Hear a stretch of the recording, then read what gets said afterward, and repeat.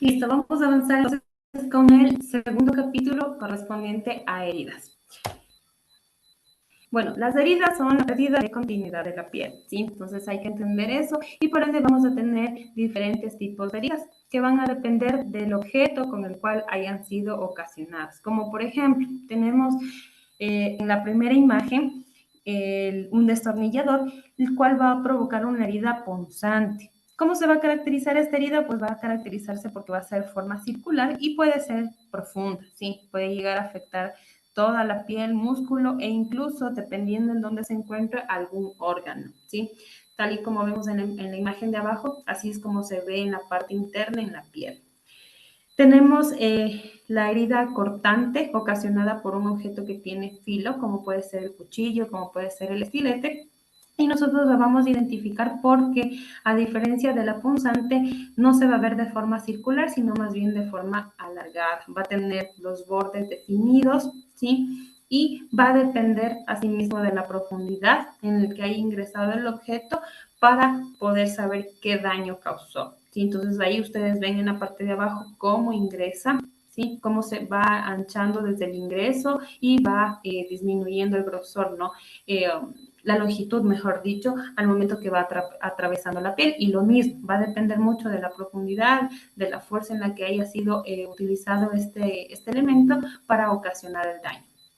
Ahora tenemos también la herida contundente, que es ocasionada por un elemento que tiene peso, que tiene masa, ¿sí? Y que puede ocasionar un daño tipo contusión, como el que estamos viendo en la tercera imagen, ¿sí? No hay ruptura de la piel, pero sí existe una hemorragia interna. Entonces, como ustedes ven en la piel, en la parte interna también sí provoca mayor daño, y como ustedes ven en los bordes igual se va generando sangrado. Por eso nosotros vamos a poder identificar esta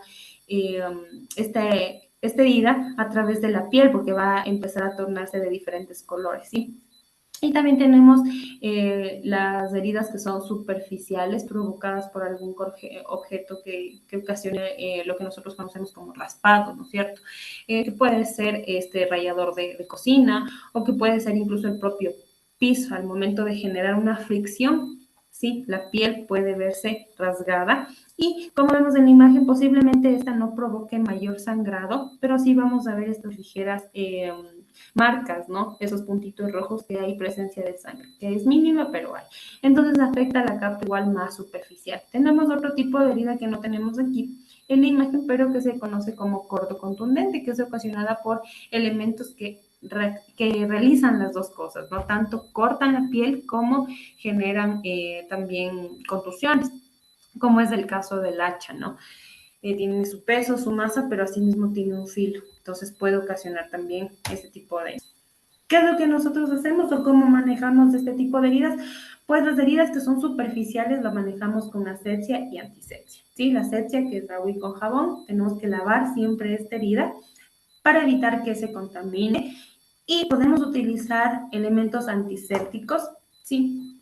Pero con mayor cuidado. En el tema del alcohol, que sé que es lo que la mayoría conoce, ¿sí? Podemos utilizarlo, pero solamente para limpiar los bordes de la herida, ¿sí? Es decir, lo de afuera, ¿sí? La parte externa. No vamos a ingresar directamente el alcohol en la herida, porque primero causa mucho dolor y también es un agente muy irritante, entonces va a causar más daño, ¿sí? Entonces solamente utilizamos para limpiar los bordes.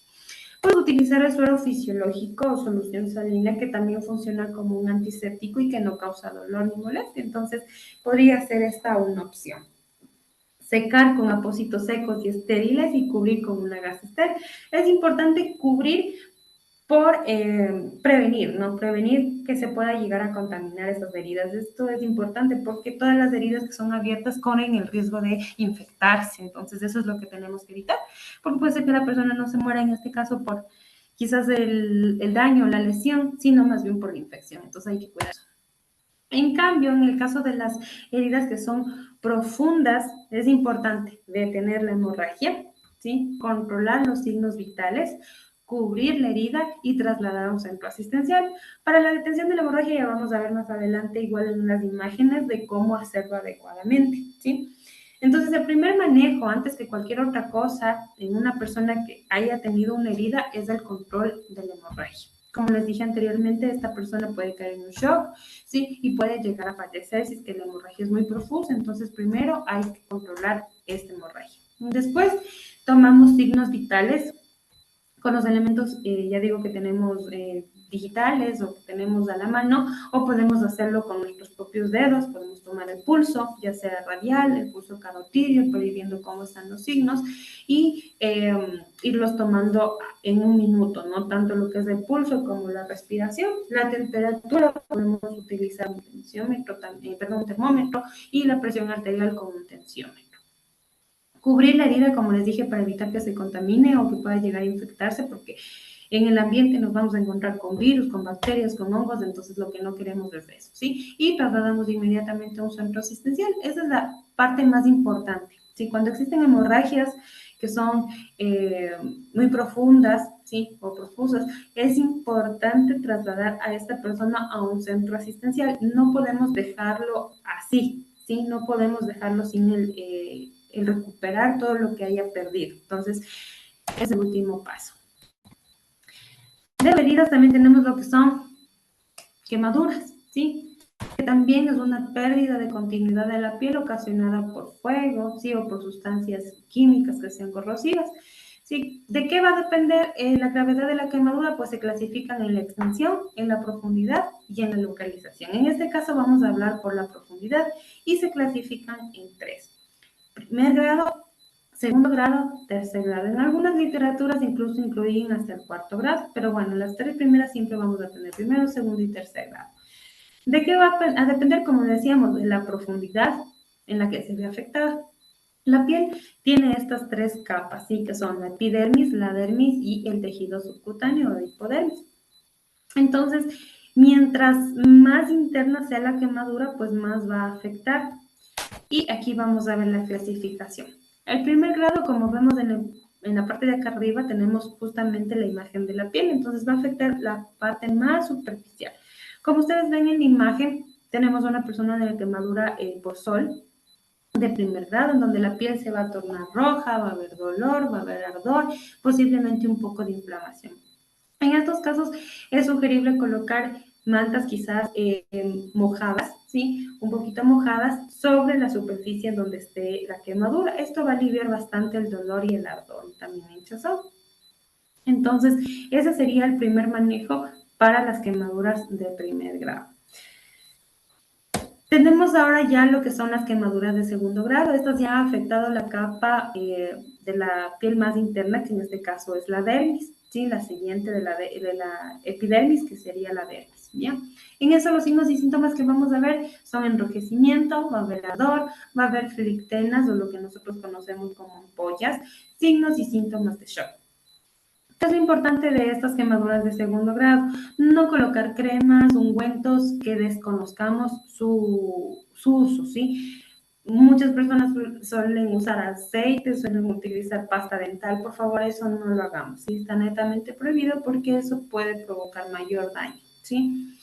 Simplemente para estas quemaduras, evitar igual romper las ampollas, ¿sí? Esto lo pueden hacer en el hospital. En el hospital sí se suele, si son demasiado grandes, se suele llegar a romperlas para permitir que salga el líquido dentro y permitir la recuperación más rápida, pero esto lo hacen allá, nosotros no, porque como les dije, una vez que nosotros llegásemos a romper esta ampolla, se vuelve una herida abierta y por ende se vuelve más expuesta y probablemente se puede ocasionar una infección, que es algo que nosotros no queremos. Entonces, por ende, simplemente podemos realizar un vendaje limpio, seco, flojo y seguro y transportarnos directamente a un centro asistencial.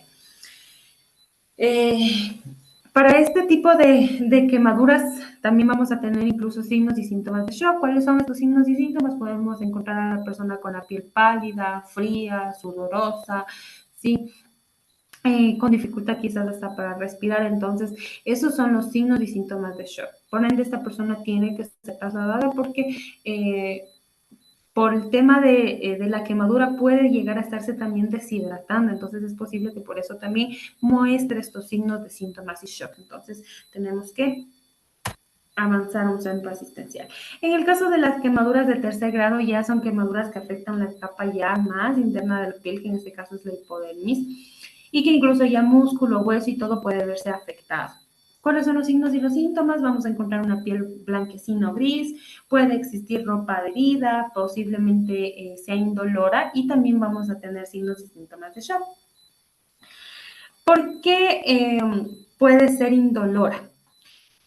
Recordemos que en esta última capa ya del hipodermis nosotros tenemos lo que son vasos sanguíneos y también tenemos lo que son nervios, que son los que transmiten los impulsos de dolor. Entonces, es que ya se ve afectada esta parte, ¿sí? Ya se queman estos nervios, no va a haber dolor. Entonces, posiblemente no tenga dolor la persona en esa área de la quemadura. Ahora, alrededor sí puede tener, porque puede ser que alrededor tenga una quemadura de segundo o de primer grado, entonces va a haber igual dolor.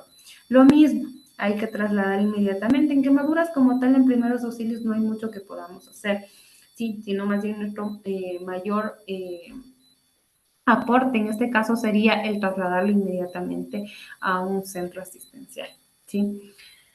Los signos y síntomas de shock, igual que el anterior, piel pálida, va a encontrarse frío, posiblemente sudoroso, con sus signos debilitados, es decir, quizás un pulso inicialmente acelerado que después puede disminuir, ¿sí? Todo eso podemos encontrar en esta persona. Ahora vamos con lo que es hemorragias, ¿sí? Las hemorragias, en cambio, son ocasionadas obviamente por pérdida de sangre, ¿no? Entonces aquí tenemos un ejemplo en imagen que son unas botellas, unos contenedores, en donde nos muestra, para que nosotros tengamos una idea un poco más clara de la cantidad de sangre que se está perdiendo en una hemorragia. Entonces, tenemos la primera imagen que es hemorragia de clase 1, ¿sí? Que es donde se pierde hasta 750 ml. ¿Sí? La siguiente imagen tenemos que es la hemorragia de clase 2, en donde se pierde hasta 1500 ml, que son los mililitros. Hemorragia de clase 3, en donde se pierde hasta 2000 mililitros. Y la hemorragia clase 4, que es mayor a 2000 mililitros. Y así lo vemos expresado. Ahora, ¿qué vamos a encontrar en los pacientes? Vamos a encontrar muchas alteraciones y ya vamos viviendo dependiendo la clase en la cual la persona tenga su hemorragia. Y vamos a ir primero con la clase número 1, en donde la pérdida de sangre es de menos de 750 ml, que corresponde a menos del 15% del volumen total sanguíneo. Ahí nuestra frecuencia de pulso va a encontrarse menor a 100. Entonces, ¿se acuerdan que yo les decía que los valores van de 60 a 100? Entonces, si decimos que en la clase 1 una persona tiene menos de 100, posiblemente entonces los valores se encuentren normales y no haya mayor alteración, ¿sí? O como puede ser que haya incluso quizás un ligero aumento, pero que no sea tan considerable.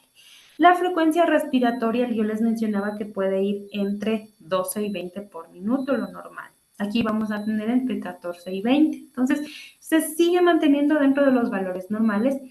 El tema del sistema nervioso central o el estado mental, sí vamos a encontrar que la persona se encuentra ligeramente ansiosa, ¿sí? Y para sustituir los líquidos que están perdidos o que se están perdiendo, pues podemos utilizar un cristaloide. Pero esto nosotros como primeros auxilios no lo hacemos, ¿sí?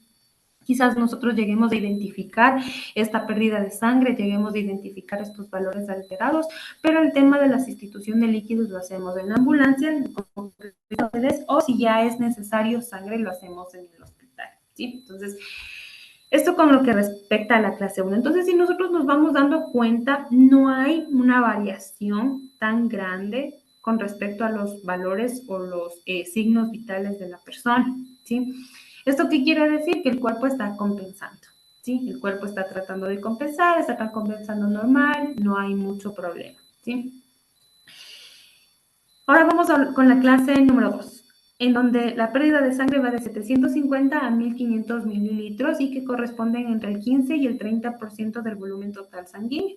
La frecuencia del pulso va a ir entre 100 y 120. Entonces aquí ya vamos a tener una alteración, como ustedes se habrán dado cuenta, porque decimos que lo normal es hasta 100. Entonces si ya está subiendo hasta 120, algo está pasando. Estamos empezando a descompensarnos, es decir, ya no hay una buena compensación, a pesar de que todavía hay partes que sí, el cuerpo sigue trabajando normal, pero ya está teniendo unas pequeñas alteraciones. La presión, en cambio, la vamos a encontrar normal. La presión de pulso posiblemente un poquito disminuida. La frecuencia respiratoria vamos a estar entre 20 y 30 por minuto, algo que también ya estamos viendo alterado. Ya decimos que es entre 12 y 20 lo normal. Entonces, si ya estamos entre 20 y 30, algo está pasando. El sistema nervioso central ya se va a ver afectado. Vamos a ver una persona levemente ansiosa y la sustitución de líquidos todavía se lo realiza a través de cristaloides. ¿Sí? Entonces, como vemos en esta segunda clase, ya hay un cambio, ¿sí? Ya se va a ver los valores ya modificados, alterados en la persona y también en su conciencia. Ahora vamos con la clase número 3, en donde la pérdida de sangre es de 1.500 a 2.000 mililitros, que corresponden al 30 o 40% del volumen sanguíneo total, y su frecuencia de pulso aquí sí ya vamos a ver muy marcada, ¿sí? Ya vamos a ver entre 120 y 140. ¿Sí? Entonces, en este momento el cuerpito está tratando obviamente de compensar todo esto y por eso el corazón está empezando a trabajar mucho más rápido, ¿sí? Entonces, el cuerpo siempre lo que va a intentar hacer es controlar o mantener todo normal. Por eso es que el corazón empieza como que a trabajar mucho más rápido para que la sangre se distribuya correctamente a todos los órganos y tejidos que tiene que estar. Entonces, por eso es que el corazón empieza a trabajar mucho más rápido. Y la presión empieza a disminuir también porque ya el cuerpo se está dando cuenta que no hay suficiente sangre, entonces la presión tiene que ir bajando. Como digo, está intentando el cuerpo compensar. La frecuencia ventilatoria va entre 30 y 40, entonces también aquí ya vemos muy marcada la respiración, es decir, que esta persona ya la vamos a ver respirando con mayor dificultad o mayor rapidez, se va a encontrar ansioso, se va a encontrar confundido, quizás no va a entender muy bien lo que está pasando, posiblemente ya haya preguntas que la persona ya no conteste o no lo conteste de forma adecuada. Y en este caso ya va a ser necesario cristaloide y también sangre, ¿sí? La sangre no se la puede reponer en la ambulancia, netamente tiene que ser en el hospital, entonces estas personas igual tienen que ser trasladadas inmediatamente al hospital. Ahora vamos con la clase número 4, que corresponde a mayor de 2.000 mililitros perdidos, ¿sí? Mayor al 40% del volumen total, más de 140 pulsos por minuto y su presión arterial se va a encontrar disminuida. Entonces aquí sí vamos a ver que ya hay la presencia de una arritmia cardíaca, ya hay una taquicardia y por ende existe el alto riesgo de que pueda haber una parada cardiorrespiratoria. Entonces hay que tener mucho cuidado con estos pacientes. Vamos a tener la respiración mayor a 35, entonces vamos a ver esta persona muy agitada, va a estar muy confundido y muy letárgico, es decir, posiblemente ya no entienda en dónde se encuentra, ya posiblemente sus manos, sus piernas ya no estén reaccionando, ¿sí? Entonces ahí sí vamos a encontrar una persona mucho más grave en ese sentido, ¿no? Y va a necesitar obviamente igual cristaloides y sangre. Los tipos de hemorragia obviamente van a depender del tipo de lesión, de lo que se haya, en este caso, lo que haya ocasionado la hemorragia, porque si, no es lo mismo que se haya lesionado un capilar, un vaso venoso o una arteria, ¿sí? Entonces, como vemos en la imagen, lo capilar va a verse simplemente como un sangrado, un ligero sangrado, la sangre va a salir quizás unas gotitas pequeñas, o sea, no va a haber mucho sangrado.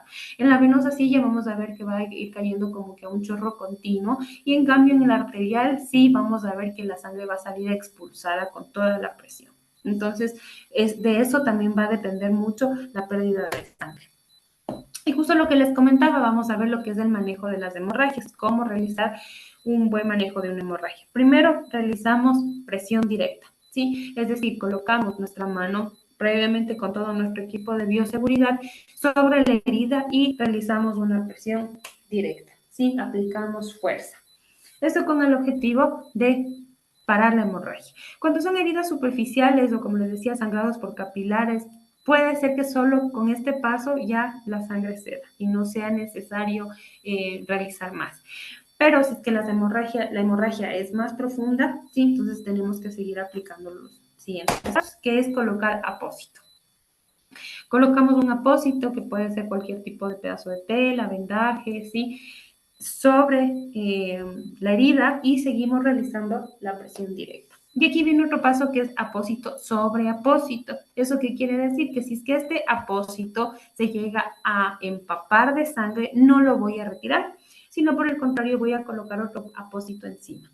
¿Por qué no retiro el de abajo? Porque recordemos que ya está empezando el proceso de coagulación, ¿sí? Entonces, si es que yo retiro ese primer apósito, es posible que esté retirando el coágulo y por ende el sangrado continúe. Entonces, lo que yo hago es coloco apósito sobre apósito y posterior a eso realizo un vendaje compresivo, que puede ser así mismo con un pedazo de tela, puede ser con una venda elástica, puede ser con la venda de gasa, pero que estén limpios. No se olviden, todos los elementos que vayan a tener contacto directo con la persona tienen que estar limpios. Y realizamos este vendaje compresivo, ¿sí? Ahora, yo sé que alguno de ustedes quizás habrá escuchado sobre el torniquete o en qué casos utilizamos el tema del torniquete. Antiguamente, mejor dicho, se utilizaba para todo el torniquete, ¿sí? Pero ya actualmente conocemos que sí hay riesgos de utilizar el torniquete en las heridas que no son tan profundas. Entonces, por eso el torniquete ha quedado indicado solamente para hemorragias profusas que no se detienen o en múltiples víctimas. Hemorragias profusas que no se definen como, por ejemplo, amputación parcial o total de alguna extremidad o de algún miembro. Sí, ahí posiblemente hayan hemorragias en las cuales no ceda y sea necesario realizar el torniquete. Entonces, ¿cómo realizamos el torniquete? Colocamos un eje compresivo sobre la zona en donde se encuentre esta hemorragia y 4 dedos de arriba realizamos justamente el torniquete. Ahora ya venden ya torniquetes como que un poco ya más fabricados, ¿no? Este torniquete se podría decir que es algo más improvisado. Entonces amarramos una estructura firme, como puede ser en este caso el pedazo de madera de aquí, lo amarramos y empezamos a dar la vuelta como si se tratase de una llave, con el objetivo de ir cerrando, ¿no? Funciona como una válvula. Entonces cerramos, aseguramos y anotamos la hora en la que hemos colocado este torniquete. Y si es necesario irlo revisando y de cada 20 minutos más o menos aproximadamente, soltarlo y nuevamente, o sea, aflojarlo un poco y nuevamente volverlo a colocar. Entonces hay que estar pendiente de esto. Y también en múltiples víctimas, porque si yo tengo muchos pacientes al mismo tiempo, no me puedo detener en cada uno a hacer presión directa, sino que tengo que tratar de dar soporte a todos. Entonces, en ese caso, sí realizo torniquete a todos los que necesiten en su momento para poder atender a la mayor cantidad de personas. Y aquí acabaría en este caso la primera fase del segundo capítulo y vamos a continuar más adelante con la segunda fase del segundo capítulo.